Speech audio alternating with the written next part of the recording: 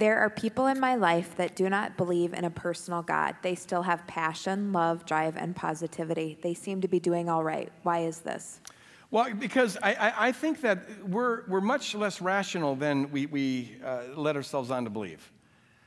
We like to think that our lives are always consistent with our philosophies. We're actually not. We're not. Different people are wired differently. Some are very rational, and they do kind of live out consistently with what is in their head. The majority of people, though, I mean, there's a spectrum on this. But there's been actually a lot of studies in the last 20 years in neuroscience that show that our reasoning actually follows our subconscious thoughts and our hearts and feelings and desires at least as much, but probably a whole lot more than it actually drives it. We operate more on our feelings than we do our head. Our mind tries to come up with reasons for doing what we already want to do. And so a person with a relatively good heart and a good upbringing and some just good decency is going to live that out.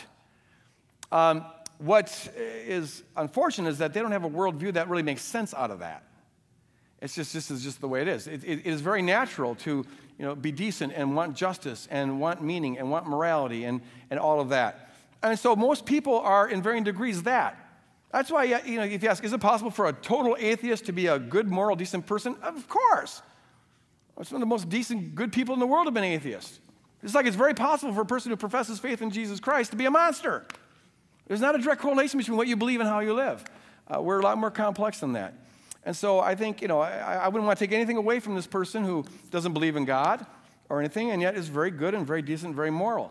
I would want to help them to try to ask the question, okay, given that that is right, what does that say about the ultimate nature of things? What kind of universe, what kind of ultimate reality makes sense of these deep moral convictions?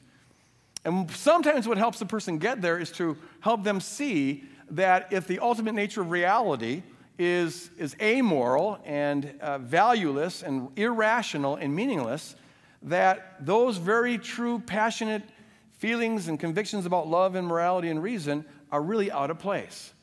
Wouldn't you like to make sense out of that? Now, some people say, no, it's just weird. But others, and I'm in that category, I was like, okay, I got to make sense out of this. Think it through.